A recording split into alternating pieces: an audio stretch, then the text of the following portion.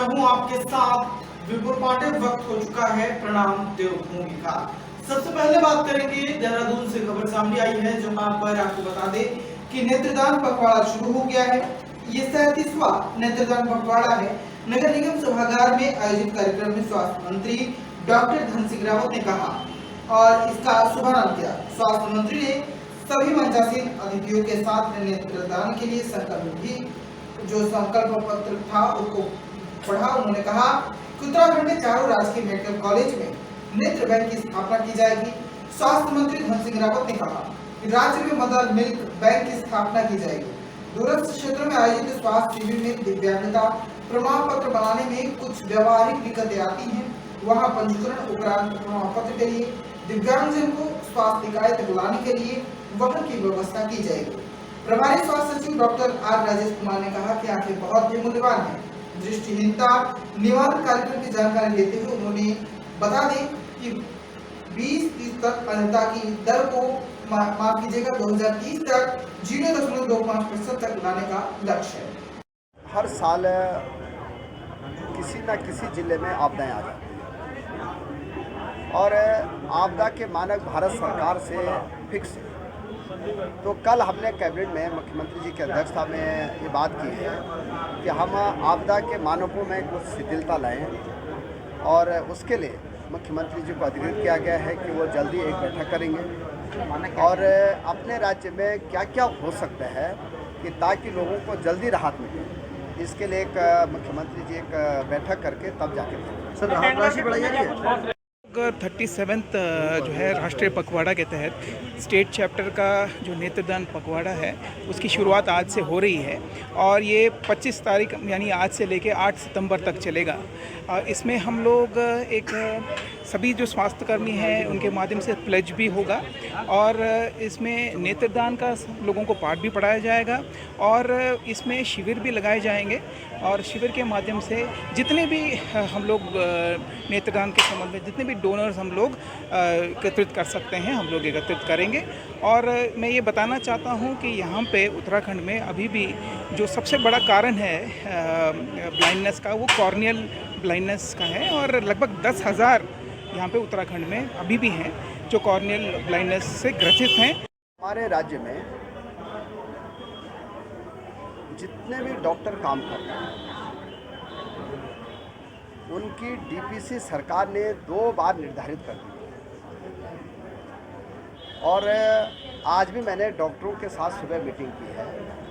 15 दिन में मैंने कहा कि फिर डॉक्टरों की डीपीसी की जाए जो कि डीपीसी छूट गई है, लेकिन ये डॉक्टरों को भी तय करना है कि वो जो है डीपीसी के कागज़ पूरे जो है सरकार को सौंपें, क्योंकि जब तक वो अपने कागज़ नहीं देंगे तो डीपीसी होगी कैसे।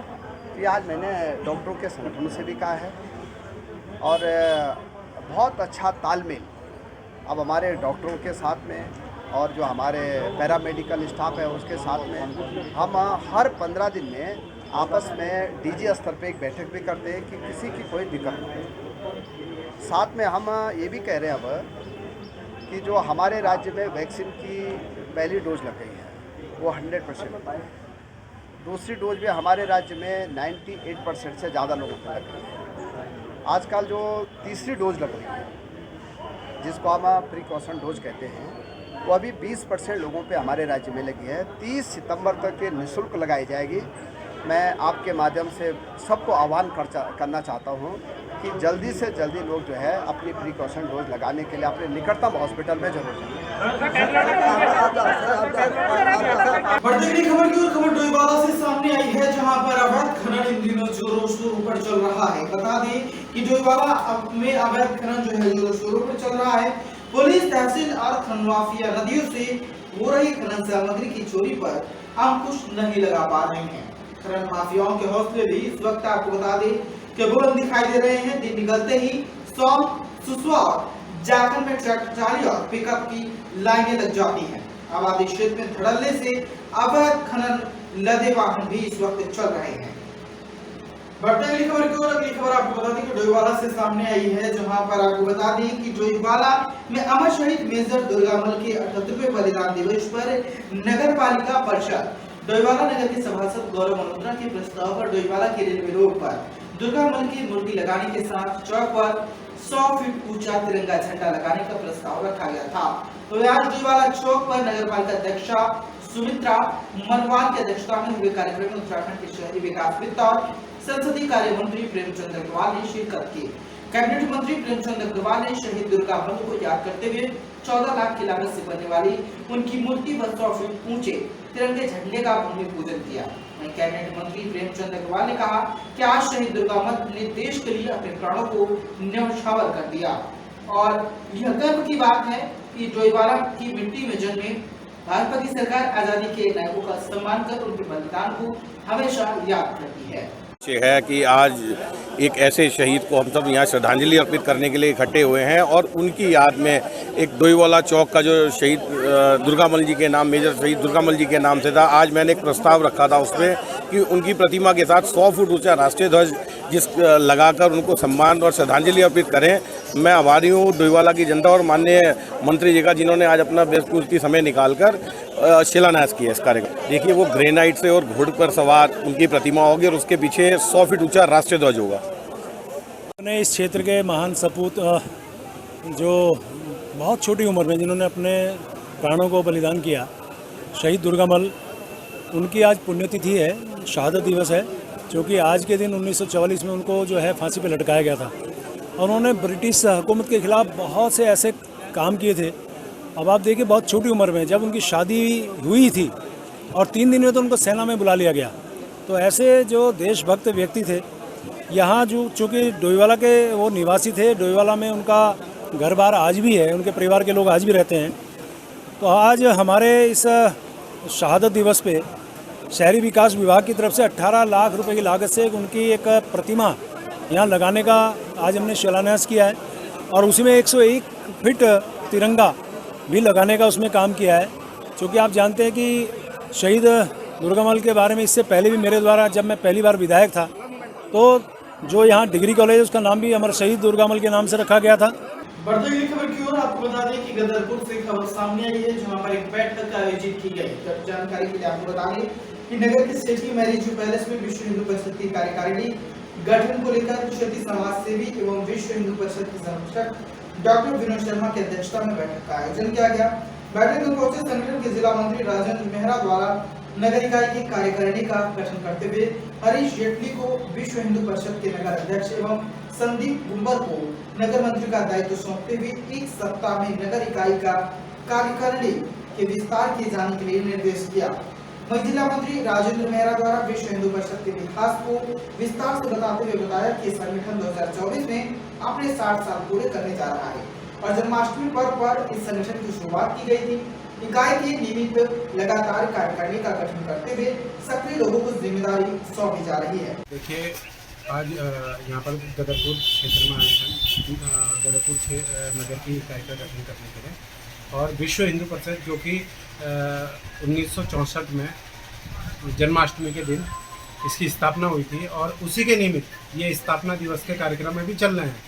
अभी पिछले 1 हफ्ते पहले कृष्ण जन्माष्टमी हुई थी और 1 हफ्ते तक हमारा स्थापना दिवस का कार्यक्रम चलता है और अभी क्या है, षष्ठ पूर्ति का वर्ष भी है। बढ़ते हुए खबर की ओर हल्द्वानी से खबर सामने आई है, जहां पर आपको बता दें कि अच्छी शिक्षा के लिए बच्चों को आपको बता दें कि अब भटकना नहीं पड़ेगा, क्योंकि दरअसल बताते चले कि सरकारी स्कूलों में आधुनिक शिक्षा को बढ़ावा देने के लिए और छात्र छात्राओं को आधुनिक शिक्षा की जानकारी देने के लिए 108 बाबा हेडा खान राजकीय इंटर कॉलेज कटघरिया में केंद्रीय राज्य रक्षा मंत्री अजय भट्ट ने डिजिटल क्लासरूम का शुभारंभ किया। इस मौके पर शिक्षा विभाग के अधिकारियों सहित स्कूली बच्चे भी मौजूद रहे। अजय भट्ट ने कहा कि आज जिस प्रकार से पूरे भारत के अंदर प्रधानमंत्री नरेंद्र मोदी के द्वारा शिक्षा को आधुनिक किया जा रहा है, सभी सरकारी विद्यालय में आधुनिक शिक्षा पर जोर दिया जा रहा है, जिसके चलते हल्द्वानी में श्री 108 बाबा हेडा खान राजकीय इंटर कॉलेज कटघरिया में आधुनिक डिजिटल क्लासरूम का शुभारंभ किया गया है। कितने संसाधन मुहैया होंगे अभी ये मैं नहीं बता सकता हूँ, लेकिन CSR फंड से इसमें केंद्रीय सहायता भी मिलेगी और प्रदेश भी कुछ कोशिश करेगा कि इसमें भी दें, लेकिन बच्चों को एक डिजिटल क्षेत्र में एक नई दिशा मिलेगी। उस दिशा से बहुत लाभ सर मिलेगा। एक चीज़ डिजिटल क्लासेस की शुरुआत आपके विधानसभा क्षेत्र से हुई है, कैसा लगता है कि अन्य क्षेत्रों में भी इसको कब तक विस्तार होगा या आपके देखिए, क्षेत्र को कितना लाभ मिलेगा? शुरुआत तो कहीं से होगी, जी बिल्कुल। तो ये मेरा सौभाग्य है कि यहाँ से शुरू हो रही, लेकिन सब जगह इसका शुरुआत होगा और सब जगह इसका फैलाव होगा। सर आज कटघरिया स्कूल में डिजिटल सेवा शुरू होने जा रही है, इसमें बच्चों को क्या लाभ मिलेगा, किसके द्वारा ये डिजिटल सेवाएं की जा रही हैं? हमारे यहाँ पर ये जो सेवा आज प्रदान की जा रही है, ये HP के माध्यम से हमको एक स्मार्ट क्लासरूम उपलब्ध कराया गया है, जिसमें 9 कंप्यूटर, उसके अलावा एक वाइट बोर्ड, एक एंड्रॉयड टीवी, जिसके माध्यम से कंटेंट हम बच्चों को खुद भी डेवलप करेंगे और कंटेंट के माध्यम से बच्चों को पठन पाठन सुनिश्चित कराएंगे। इसका सबसे बड़ी अच्छी जो उपलब्धि है हमारे लिए कि हमारे बच्चे भी अब परंपरागत शिक्षण के बजाय जो हमारा डिजिटलाइज कंटेंट है उससे भी रूबरू हो पाएंगे और अच्छी शिक्षा उनको प्रदान हो पाएगी।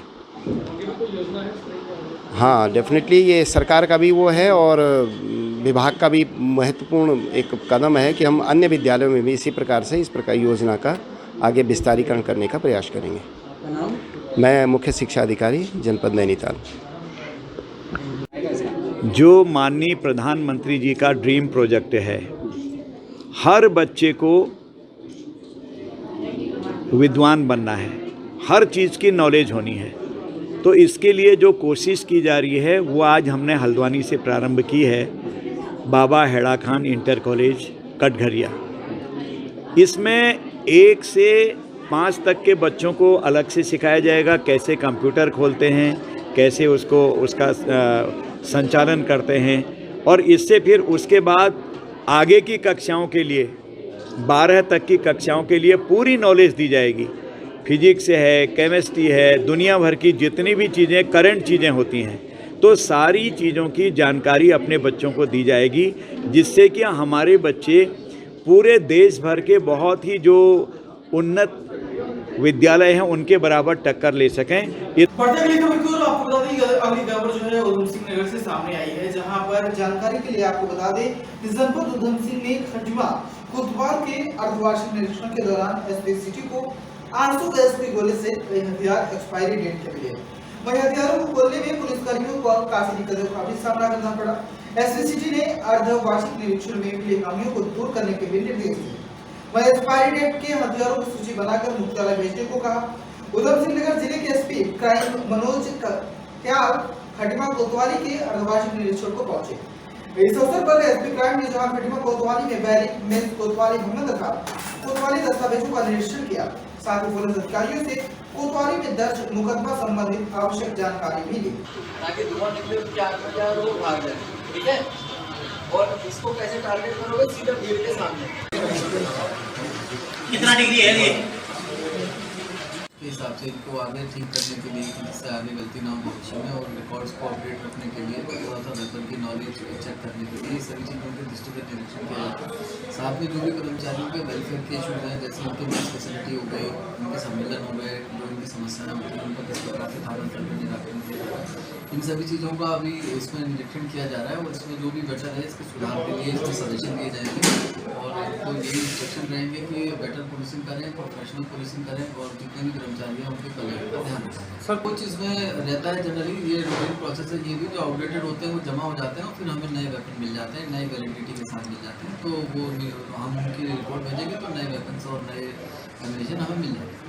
सर डिटेल में निरीक्षण किया, जो भी बिल्डिंग है यहाँ पे पर्याप्त मात्रा में जगह उपलब्ध है, और कुछ बिल्डिंग ऐसी हैं जो निष्प्रयोज्य हो चुकी है, उसकी प्रोसेस में कुछ चीज़ें हैं जो कि अभी पाइपलाइन में हैं, मतलब कहाँ पे जो है अटक रही हैं या कहाँ पर उनमें अभी कार्रवाई शेष है, उन चीज़ों को पूरा करके और इनको निष्प्रयोज्य घोषित करके फिर कर्मचारियों की सुविधा के लिए, उनके कल्याण के लिए जो नए क्वार्टर्स बनवाने के लिए हम लोग प्रस्ताव भेजेंगे, और प्रस्ताव जब पारित हो जाएगा तो उसके हिसाब से नए आवासों का निर्माण के लिए हम लोग प्रयास करेंगे। सफाई से प्रस्तावित है कि बिल्डिंग बहुत, हाँ, इसकी बिल्डिंग ऑलमोस्ट थ्रू हो गई है, इसमें काफ़ी डिटेल में डिस्कशंस भी हो चुके हैं, और जो एक कंबाइंड एक कॉम्प्लेक्स बहुउद्देशीय भवन बन रहा है, जिसमें सीओ कार्यालय और फायर स्टेशन, एक रेलवे की बिल्डिंग भी आ रही है उसमें, तो उसमें कार्य ऑलरेडी शासन स्तर पर चल रहा है और वो शीघ्र भूमि पर भी इस वक्त की खबरों में फिलहाल इतना ही। देश दुनिया की तमाम खबरों के लिए देखते रहिए वीएन न्यूज़। दीजिए इजाजत, नमस्कार।